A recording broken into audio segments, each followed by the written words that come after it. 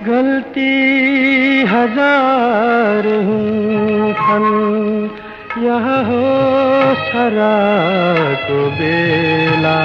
मधुमेह अथवा सुगर भएका मान्छेहरूले गरिने 5 प्रमुख गल्तीहरू। नमस्कार, म doctor Dharmendra Sapkota, consultant physician. आज तपाईहरुलाई मधुमेह, चिनी रोग अथवा सुगर भनिन्छ नि, यसमा मान्छेहरूले गर्ने 5 वटा गल्तीहरूको बारेमा जानकारी दिन गइरहेको छु।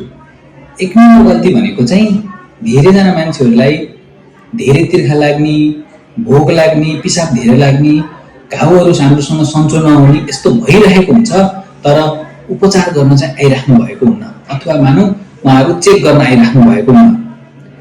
यदि तपाईहरुको घाउहरू हैन, कतिजना खुट्टाहरुमा घाउ भइरहेको हुन्छ र खुट्टा काट्न पर्ने बेला जस्तोमै पछि आउनुहुन्छ हैन, एम्पुटेसनै गर्न पर्ने अवस्था मात्रै पुगेर आउनुहुन्छ है। यदि त्यस्तो छ, घाउका उपचारहरू गरेर पनि कम भएको छैन भने त्यतिखेर सुगर जचाउन जरुरी हुन्छ। यदि तपाईहरुको वेट चाहिँ तौल घटिरहेको छ, जति खाँदा पनि तौल घटेको छ, त्यतिखेर पनि सुगर चेक गर्न पनि अति आवश्यक हुन्छ।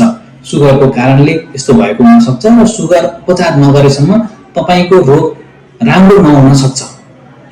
2 नम्बरको गल्ती भनेको चाहिँ अरु केही कार्यको लागि हस्पिटल चाहिँ आउनुहुन्छ, चेक गराउनुहुन्छ र उहाँको सुगर चाहिँ बढी नै हुन्छ। जस्तो मानौ खाली पेटको सुगर 140, 50, 60 हुन्छ, खाना खाएपछिको 300-400 पुगिरा हुन्छ, अनि हजुरलाई दबाई चाहिन्छ भनेर हामी भन्छौं। त्यतिखेर उहाँले चाहिँ मलाई के पनि भएको छैन, म दबाई खान्न भन्नुहुन्छ। यो चाहिँ प्रमुख 2 नम्बर गल्ती हो हैन। सुगरले बिग्रेपछि मात्रै समस्या लिएर आउँछ, यो कुरा बुझ्न जरुरी छ। यदि तपाईको सुगर 126 भन्दा माथि छ खाली पेटको चाहिँ, र खाएपछिको 200 भन्दा माथि छ भने यतिखेर हजुरलाई मधुमेह भयो भनिन्छ र यतिखेर हजुरलाई दबाई चाहिन्छ। हो, यदि तपाईको एकचोटी मात्रै गरेको सुगर, मानौ खाली पेटमा गरेको मात्रै बढी छ, अथवा खाना खाएपछिको मात्रै बढी छ, अथवा 3 महिनाको एफएमसी भन्छौं, त्यो कुनै बेला हजुरले यतिकै गर्दाखेरि 7 भन्दा माथि छ भने, कुनै एउटा बढी छ भने चाहिँ हजुरले फेरि रिपिट गर्न जरुरी हुन्छ। तर 2 चोटि गरेको जाँच बढी छ भने त्यतिखेर हजुरहरुको अवस्था हेरेर दबाई, इन्सुलिन प्रयोग गर्न पर्यो भने चाहिँ प्रयोग गर्न अति आवश्यक हुन्छ। र समस्या भएपछि प्रयोग गर्छु भन्नु चाहिँ एकदमै मूर्खतापूर्ण हुन्छ। तेस्रो नम्बरको गल्ती चाहिँ यदि तपाईहरुलाई दबाई खान पर्यो भने एक्सरसाइज गर्नु पर्दैन, खाना चाहिँ मिलाउनु पर्दैन भन्ने गरिराख्नुहुन्छ। यदि तपाईको सुगरको दबाई नै खान पर्यो पनि तपाईले एक्सरसाइज गर्नुपर्छ, तपाईले खाना राम्रो कन्ट्रोल गर्नुपर्छ। हामी मेडिकल न्युट्रिसन थेरापी भन्छौं। मेरो अरु भिडियो पनि छ, कसरी खाना कन्ट्रोल गर्ने, के कुरा खाने, कति खाने भन्ने यसको बारेमा। अनि मेरो अर्को एउटा भिडियोमा एक्सरसाइज कसरी गर्ने भन्ने पनि छ। यदि हामीले खानेकुरा र एक्सरसाइज सँगसँगै सुरुका अवस्थामा दबाईहरू गरेर 7% भन्दा 7.5% भन्दा धेरै तपाईको तौल घट्यो, हजुर मोटो मान्छे हुनुहुन्छ भने एक्सरसाइज गरेर खानेकुरा कन्ट्रोल गरेर है, सुगरले यतिकै घटाएर होइन, 7.5% भन्दा धेरै वेट तपाईको डिक्रिज गर्न सक्नु भयो भने त्यतिखेर तपाईको सुगर रिमिसनमा पनि जान्छ। रिमिसन भनेको चाहिँ हजुरले दबाई सुई केही नलाउनु पर्ने अवस्थामा पनि जान सक्छ। मेरै कति बिरामी हुनुहुन्छ, उहाँहरूलाई सुरुमा मैले दबाई, इन्सुलिन सब चलाएको हुन्छु, पछि चाहिँ नचाहिने भएका बिरामीहरू पनि हामीले देखिरहेका छौं है। 4 नम्बरको गल्ती भनेको चाहिँ इन्सुलिन लाउनु पर्ने अवस्थामा इन्सुलिन लाउन डराउनुहुन्छ। यो त सुई हो भनेर तर्सिनुहुन्छ, त्यस्तो होइन। इन्सुलिनको एकदमै सानो मसिनो निडल हुन्छ, त्यसले खासै दुख्दा पनि दुख्दैन। यदि तपाईको सुरुवाती अवस्थामा सुगर एकदमै धेरै छ हैन, खाली पेटकै 250, 300 छ, खाना खाएपछिको 350, 400 छ भने त्यतिखेर हामी ग्लुकोज टक्सिसिटी भन्छौं।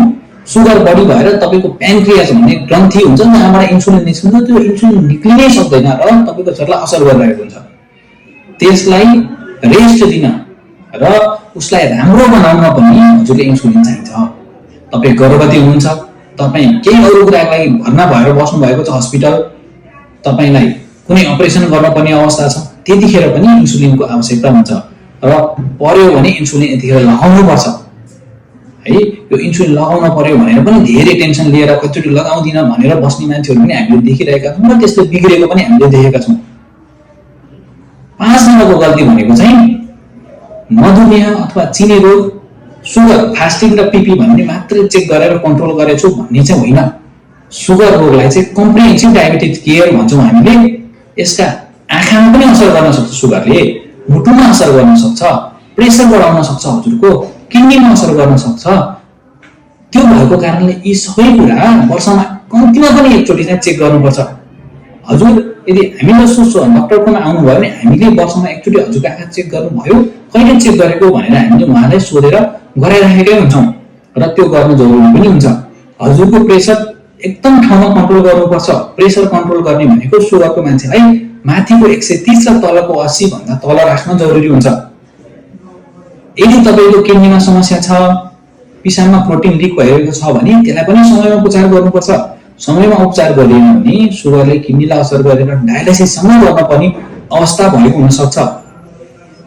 यदि तपाईँले यो वर्षमा गर्ने जाँचहरू पनि गर्नुभयो र सुगर राम्रो कन्ट्रोल गर्नुभयो भने बल्ल सुगरलाई राम्रोसँग उपचार गरिएको भन्ने मानिन्छ। हस् त आजलाई यति नै। अन्य केही जानकारी चाहियो भने तपाईँले मलाई कमेन्ट गर्न सक्नुहुन्छ अथवा तपाईँले मलाई पर्सनली भेटेर म यही काउसुदी वरिपरिका हुनुहुन्छ हजुर भने म यहाँका 2-4 हस्पिटलमा हेर्छु, त्यहाँ आएर पनि मलाई हजुरले भेट्न सक्नुहुन्छ। हस् त, धन्यवाद।